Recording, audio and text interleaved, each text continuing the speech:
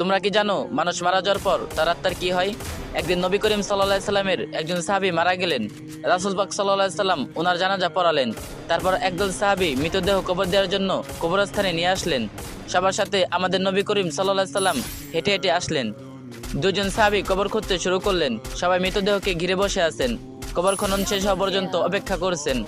সবাই চুপচাপ, নীরব ও শান্ত একটি পরিস্থিতি। নবীজি গভীর মনোযোগ দিয়ে কবর খোঁড়া দেখছিলেন। একটু পর সবার দিকে তাকিয়ে জিজ্ঞেস করলেন, তোমরা কি জানো মানুষ মারা যাওয়ার পর তার আত্মার কি হয়? সবাই খুব আগ্রহ নিয়ে নবীজিকে বললেন, ইয়া রাসূলুল্লাহ সাল্লাল্লাহু আলাইহি সাল্লাম, আমাদেরকে বলুন। নবীজি সাল্লাল্লাহু আলাইহি সাল্লাম একটু চুপ করে থাকলেন। সবাই ওনার কাছে এসে ঘিরে বসলেন। মৃত্যুর পর আত্মার কি হয় এই তথ্য তাদের জানা ছিল না। আজ সেটা নবীজির মুখে শুনবেন। কত বড় সৌভাগ্য! শোনার জন্য সবাই অধিক আগ্রহে নবীজির কাছে এসে বসলেন। তিনি একবার কবরের দিকে তাকিয়ে মাথাটা তুলে আকাশের দিকে তাকালেন। তারপর তিনি গল্পের মতো করে বলতে শুরু করলেন, শুনো, যখন মানুষ একেবারে মৃত্যুর শয্যায়, তখন সে মৃত্যুর ফেরেশতাকে দেখে ভয় পায়।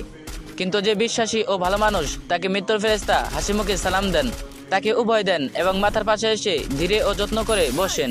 তারপর মৃত প্রায় মানুষটির দিকে তাকিয়ে বলেন, হে পবিত্র আত্মা, তুমি তোমার পালনকর্তার ক্ষমা ও ভালোবাসা গ্রহণ করো এবং এই দেহ থেকে বের হয়ে আসো। মুমিনের আত্মা যখন বের হয়ে আসে, তখন সে কোনো ধরনের ব্যথা ও বেদনা অনুভব করে না। নবী আরও একটু ভালো করে উদাহরণ দিয়ে বললেন, মনে করো একটা পানির জগ কানায় কানায় পূর্ণ হয়ে যাওয়ার পর উপর থেকে এক ফোঁটা পানি যেমন নিঃশব্দে উপর থেকে নিচে নেমে আসে, ঠিক তেমনি নীরবে ও কষ্ট ছাড়াই আত্মাটির দেহ থেকে বের হয়ে আসে। সে সময় দুজন অন্য ফেরেশতা বেহেশত থেকে খুব সুগন্ধি মাখানো একটা নরম সুতার চাদর নিয়ে আসেন এবং তার আত্মাটিকে সে চাদরে আবৃত করে আকাশের দিকে নিয়ে যান। তারা যখন আকাশে পৌঁছান, তখন ফেরেশতারা সে আত্মাটিকে দেখার জন্য এগিয়ে আসেন। কাছে এসে সবাই বলেন, সুবহানাল্লাহ, কত সুন্দর আত্মা, কি সুন্দর তার ঘিরান। তারপর সবাই জানতে চান, এই আত্মাটি কার? উত্তরে আত্মা বহনকারী ফেরেশতা বলেন, উনি হলেন ফুলান ইবনে ফুলান। নবীর আরবিতে বলেছেন, বাংলা হলো অমুকের সন্তান অমুক। বাকি ফেরেশতা তখন আত্মাটিকে সালাম দেয়। তারপর আবার জিজ্ঞেস করে, উনি কি করেছেন? ওনার আত্মা এত সুঘ্রাণ কেন?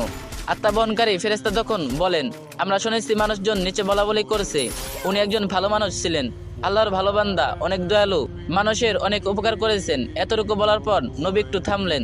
তারপর সবার দিকে ভালো করে দৃষ্টি দিয়ে ওনার কণ্ঠটা একটু বাড়িয়ে বললেন, এই কারণে বলছি, সাবধান, তোমরা কিন্তু মানুষের সাথে কোনো খারাপ ব্যবহার করবে না। তুমি মারা যাওয়ার পর মানুষ